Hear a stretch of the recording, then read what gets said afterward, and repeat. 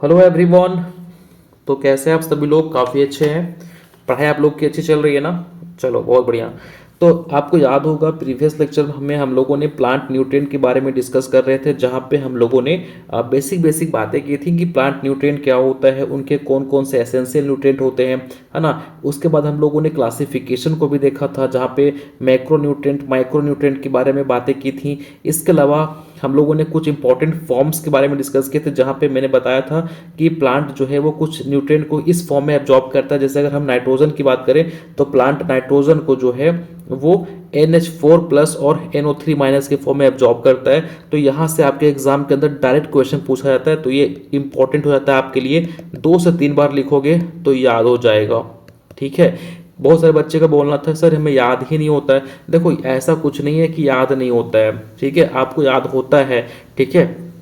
लेकिन हम करते क्या है, अपने माइंड को पहले ही सिग्नल दे देते हैं कि यार ये हमसे नहीं हो पाएगा, बहुत डिफिकल्ट है, तो फिर वो चीज़ आपको याद होगी ही नहीं, वैसे ही आपका ब्रेन काम करेगा। बट अगर आप उसी चीज़ को सोच के देखो, नहीं मैं इसको कर लूँगा, किसी भी तरीके से करूँगा बट कर लूँगा, तो डेफिनेटली कहीं ना कहीं वो आपके लिए आसान हो जाता है। तो सारा खेल आपके दिमाग का है, आप दिमाग को क्या सिग्नल देते हो वैसे ही वो काम करता है, ठीक है। तो कोई डिफिकल्ट नहीं होता, हर चीज़ आसान होती है, बस चीज़ों को अलग तरीके से देखने की जरूरत होती है बस, ठीक है ना। नौ ज़्यादा होता है ना, ज़्यादा भाषण दूंगा तो बोलोगे बाबा सर बाबा बन गए हैं, तो वो चीज़ करना नहीं है, बस चीज़ें बता रहा हूँ, बहुत लोगों की प्रॉब्लम होती है, ठीक है। नो इसके बाद हम लोगों ने बातें की थी कि भाई क्या क्राइटेरिया होता है एसेंशियल न्यूट्रिएंट होने का, जिसके में वहाँ पे हम लोगों ने 2 इंपॉर्टेंट साइंटिस्ट के बारे में बात किए थे। फटाफट बताओ कौन से साइंटिस्ट थे जिन्होंने एसेंशियलिटी ऑफ प्लांट न्यूट्रिएंट के बारे में बताया था।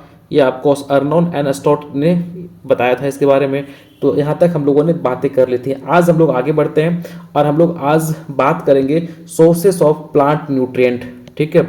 आपको पता है ना कि प्लांट जो है वो न्यूट्रिएंट को एब्जॉर्ब करता है, तो इनके वेरियस सोर्सेस हो सकते हैं, ठीक है। लेकिन हम लोग यहाँ पे कुछ इंपॉर्टेंट सोर्स जो इनके लिए काफ़ी इंपॉर्टेंट है और ये मेजर उसका यूज़ क्या करते हैं न्यूट्रिएंट को एब्जॉर्ब करने के लिए, उनके बारे में डिस्कस करेंगे। जैसे आपका हो जाता है organic manure, commercial fertilisers, green manure, है ना, सॉइल एमेंडमेंट्स।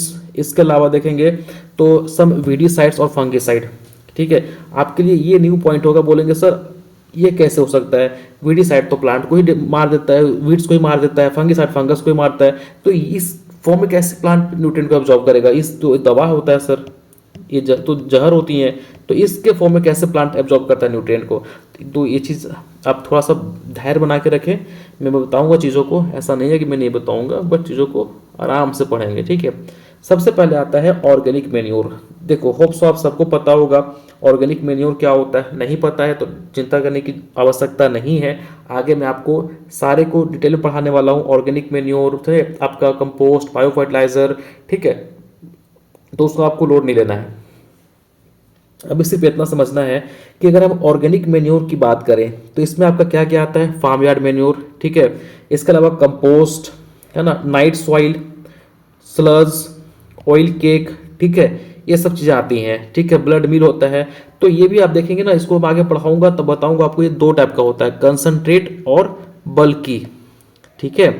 जैसे आप ऑयल केक की बात कर ले, आप ब्लड मिल्क की बात कर ले, तो ये कंसंट्रेट के अंदर आता है। आप नाइट सॉइल की बात कर ले, कंपोस्ट की बात कर ले, फार्म यार्ड मेन्योर की बात कर ले, तो ये बल्की के अंदर आता है, ठीक है।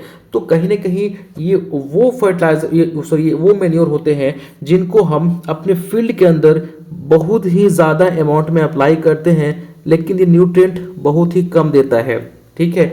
आपने सुना होगा आजकल बहुत सारे ऐसी आप सेमिनार अटेंड करते होंगे, या फिर ऐसा बहुत सारे स्कीम है, या फिर ऐसा बहुत सारे आप अवेयरनेस प्रोग्राम में जाते होंगे, तो वहाँ बताया जाता होगा आपको कि फर्टिलाइज़र किस तरीके से, नो डाउट कि कहीं ना कहीं ग्रीन रिवॉल्यूशन के बाद बहुत बड़ा चेंजेस लेके आया अपने एग्रीकल्चर फील्ड में। एग्रीकल्चर में बोले तो एक तरह की क्रांति ला दी, लेकिन आज ऐसा टाइम हो गया है कि जहाँ पे हम आज बिना फर्टिलाइज़र के खेती ही नहीं कर पा रहे हैं। अगर आप अपने फील्ड में फर्टिलाइज़र अप्लाई नहीं करोगे तो आपका प्लांट ग्रो ही नहीं करेगा सही तरीके से, उतना उसके प्रोडक्शन ही नहीं आएंगे।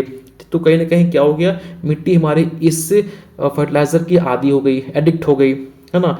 आपको पहले दिखाई पड़ता होगा कि कितने सारे अर्थ फॉर्म जब बरसात के टाइम पे पानी गिरती थी तो आपको बाहर रेंगते हुए दिखाई पड़ते होंगे, आज दिखाई भी नहीं पड़ते, बहुत ही कम दिखाई पड़ते हैं, क्योंकि इस फर्टिलाइज़र की वजह से हमने इतना सारे बेनिफिशियल माइक्रोब्स को ख़त्म कर दिया। इतना ज़्यादा हमारा पानी पॉल्यूटेड हो चुका है कि कहीं ना कहीं इनकी जो साइड इफेक्ट है वो हमारी बॉडी पे भी दिखना स्टार्ट हो गया है। ठीक है, तो आज लोग फिर भी मूव कर रहे हैं दैट इज़ ऑर्गेनिक फार्मिंग की तरफ।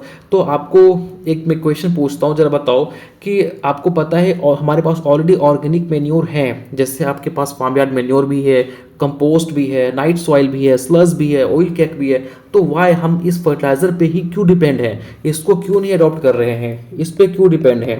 वो इसलिए डिपेंड है मेरे भाई, क्योंकि आपको पता है कि अगर आप फील्ड में FYM डालते हो तो इसमें दो लिमिटेशन होती है। एक तो आपको ह्यूज अमाउंट में डालना पड़ेगा पूरे फील्ड के अंदर, तो आपके जो प्राइस है वो कहीं ना कहीं ज़्यादा लगेंगे। दूसरी लिमिटेशन ये होती है कि इसको आप अप्लाई करते हो फील्ड के अंदर, तो एक तो ज़्यादा अमाउंट में दे रहे हो, लेकिन न्यूट्रिएंट क्या कर रही है, न्यूट्रिएंट को कम देगा, न्यूट्रिएंट भी कम रिलीज करता है।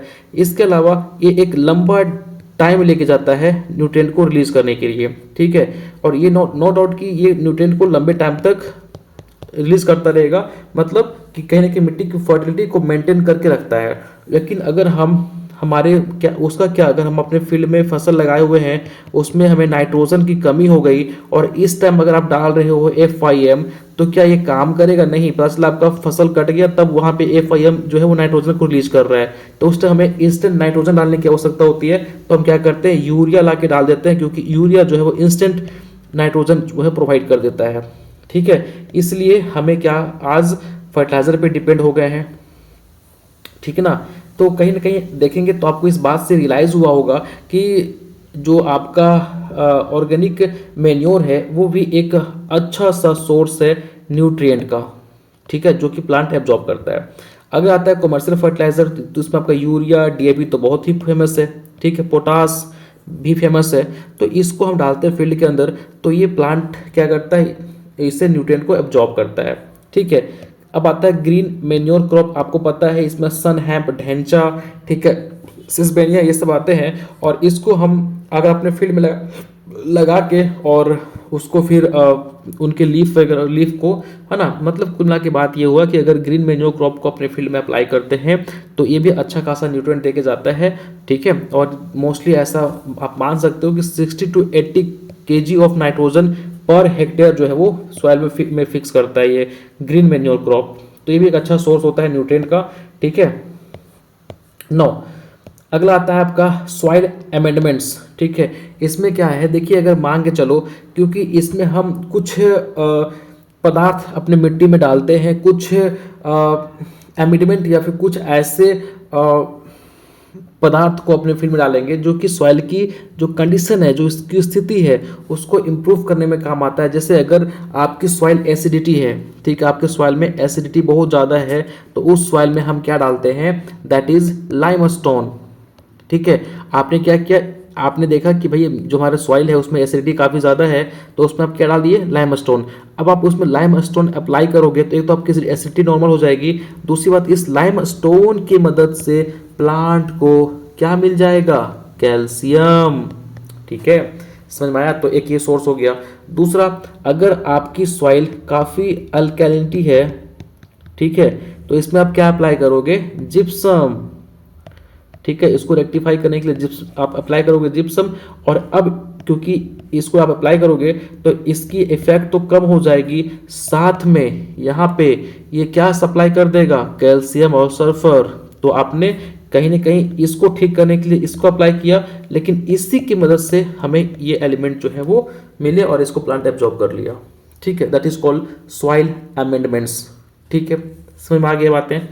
चलो, जो मैं बातें बता रहा हूँ यहाँ पे लिखा हुआ है, आपको PPT, आपको ये PDF मिल जाएगा टेलीग्राम ग्रुप पे, आप जाके रिवाइज कर लेना। ठीक ना। अगला आता है जो कि सबसे इंपॉर्टेंट है, सम वीडिसाइड्स एंड फंगिसाइड्स। ठीक है, आपके पास 1 मिनट का टाइम है। ठीक है, आप इस पॉइंट को यहाँ से लेके यहाँ तक अच्छे से पढ़िए, फिर आपको समझ में आएगा कैसे इसको हम एज अ एलिमेंट यूज कर रहे हैं।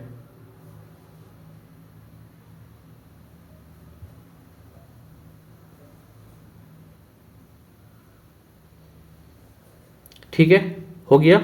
चलो फिर देखो यहाँ पे, यहाँ पे आपने पढ़ा होगा तो आपको ये बताने की कोशिश कर रहा है कि अपने फील्ड में हम कुछ फंगिसाइड या कुछ वीडीसाइड, ठीक है, जब हम अप्लाई करते हैं, जैसे कि यहाँ पे एग्जांपल दिया है, अगर आप फंगिसाइड जैसे में अगर आप कॉपर फंगिसाइड या फिर बॉर्डेक्स मिक्सर को अप्लाई कर रहे हो तो इसके मदद से हमारे मिट्टी में क्या सप्लाई होता है, कॉपर, क्योंकि है ना कॉपर फंगिसाइड है तो इसमें जाहिर सी बात है कॉपर होगा, और जब ये आप इसको अप्लाई करोगे तो ये फील्ड में जब जाएगा तो जाहिर सी बात है कि हमारे मिट्टी में भी अगर सपोज आपने अप्लाई करा, बारिश हो गई, आपने अप्लाई किया, जाहिर सी बात है कि वो नीचे भी गिरेगा, तो कहीं ना कहीं ये कैल्शियम जो है वो हमारी मिट्टी में उसको बढ़ा देगा। ठीक है, अगर आप बॉर्डेक्स मिक्सर अप्लाई कर रहे हो तो कहीं ना कहीं वो कॉपर और कैल्शियम दोनों को आपके सॉइल के अंदर बढ़ावा देगा। तो कहीं ना कहीं आप देख पा रहे होंगे कि हम कुछ फंगिसाइड को अप्लाई करते हैं तो उनमें जो हमारा केमिकल कंपोजिशन होता है उसके मदद से हमारे मिट्टी में वो चीज़ें बढ़ जाती हैं जिसको प्लांट बाद में यूज़ कर लेता है। ठीक है, अब इसका मतलब ये नहीं कि आप फंगिसाइड लेके जाके इतना ज़्यादा छीट दिए कि भैया हमारे मिट्टी में जाएगा, प्लांट को कैल्शियम मिलेगा, मैग्नीशियम मिलेगा, तो वो मूर्खता मत करना ना। चलिए, हमने सोर्सेस ऑफ प्लांट न्यूट्रिएंट देख लिए। अब आपको पता होगा कि भाई जो हमारे लिविंग ऑर्गेनिज्म होते हैं ना वो 95% कौन से एलिमेंट से बने होते हैं, कार्बन, हाइड्रोजन, ऑक्सीजन। ठीक है, और अगर प्रोटीन आ गया तो उसमें नाइट्रोजन आ जाएगा, लेकिन मोस्टली कार्बन, हाइड्रोजन, ऑक्सीजन से बने होते हैं। तो हम ज़्यादा डिटेल में नहीं जाएंगे लेकिन थोड़ा बहुत इनके बारे में बात कर लेंगे जो कि हमारे बेसिक फ्रेमवर्क एलिमेंट है। इनके बिना हमारी बॉडी बन ही नहीं सकती या फिर कोई भी लिविंग ऑर्गेनिज्म इनके बिना बन ही नहीं सकता। अगर हम कार्बन की बात करें तो आपको पता है प्लांट के लिए कार्बन कितना इंपॉर्टेंट रहता है। सबसे पहली बात तो प्लांट का जो पूरा का पूरा टिश्यू होता है वो 45% कार्बन का ही बना होता है। ठीक है, और खास बात आपको पता है कि प्लांट जो है वो फोटोसिंथेसिस करता है तो कार्बन डाइऑक्साइड का यूज़ करके, पानी का यूज़ करके क्या बनाता है, ग्लूकोज। तो ये इनके लिए भी काफ़ी इंपॉर्टेंट रोल प्ले करता है फॉर द फोटोसिंथेसिस। ठीक है, समझ में आ गया। तो कार्बन का इंपॉर्टेंट रोल देख रहे हो। साथ में ये फैट और ऑयल का पॉलीमराइजेशन करने में भी काफ़ी इंपॉर्टेंट रोल प्ले करता है ना।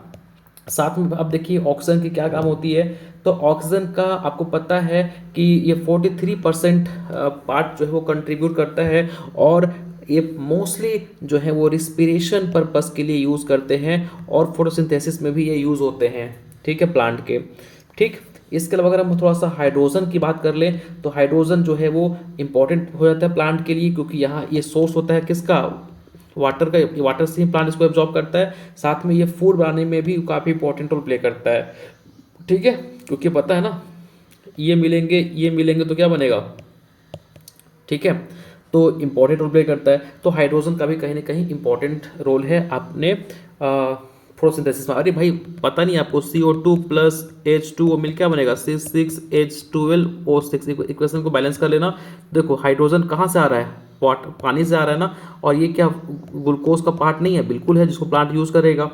तो ये भी इंपॉर्टेंट हो जाता है फॉर द फोटोसिंथेसिस में, फूड बनाने के लिए।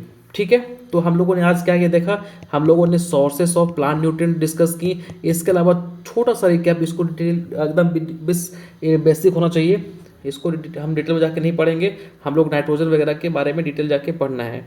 तो कार्बन, हाइड्रोजन, ऑक्सीजन के बारे में एक बेसिक आइडिया ली कि हाँ ये क्या होते हैं, बाकी इसको डिटेल में जाके नहीं जानना है। ठीक है, नेक्स्ट लेक्चर में हम सिर्फ नाइट्रोजन को डिस्कस करेंगे। ध्यान सुनो, हम क्या करेंगे, हमारा पैटर्न पढ़ाने का ये होगा कि हम एक लेक्चर में, ये तो हमारा आज इंट्रोडक्शन लेक्चर खत्म हो गया, लेकिन कल से क्या करेंगे, एक लेक्चर में केवल हम एक एलिमेंट के बारे में डिस्कस करेंगे। ठीक है, और फिर उस एलिमेंट के रिगार्डिंग जितने भी MCQ पूछे गए हैं प्रीवियस ईयर्स में, ठीक है, उनको हम यहाँ पे डिस्कस करेंगे। दैट मीन्स कि आप एग्ज़ाम तक जितने भी हमारे एसेंशियल न्यूट्रिएंट हैं उनके बारे में इस हद तक नॉलेज हो जाएगी आपको कि आप प्लांट देख के बता सकते हो कि इसमें कौन सी न्यूट्रिएंट की डेफिशिएंसी है। ठीक है, हम तीनों फॉर्मेट में बात करेंगे कि भाई उसके सिम्टम क्या होते हैं। ठीक है, उनको अगर एक्सेस अप्लाई करोगे तो क्या दिक्कत करेगा, और इनका फंक्शन क्या होता है। तो कोई भी हम न्यूट्रिएंट को 3 फेज में पढ़ेंगे। पहला, उनका फंक्शन क्या है। दूसरा, कि उनकी डेफिशिएंसी सिम्टम क्या दिखाई पड़ेंगे। और तीसरा, अगर उसको आप एक्सेस अप्लाई करोगे तो क्या होगा। तो ये 3 फॉर्मेट में हम कोई भी न्यूट्रिएंट को पढ़ेंगे। ठीक है, तो आप लोग को लोड नहीं लेना है, हम आपको हर एक चीज़ को डिटेल में पढ़ाएंगे। यहाँ तक हमारा बेसिक लेक्चर था जहाँ तक आप लोग इनको जानते भी होंगे, इनके बारे में रूबरू भी होंगे। ठीक है, चलिए फिर मिलते हैं नेक्स्ट लेक्चर में। थैंक यू सो मच, जहाँ पे हम नाइट्रोजन डिस्कस करेंगे। ठीक है ना।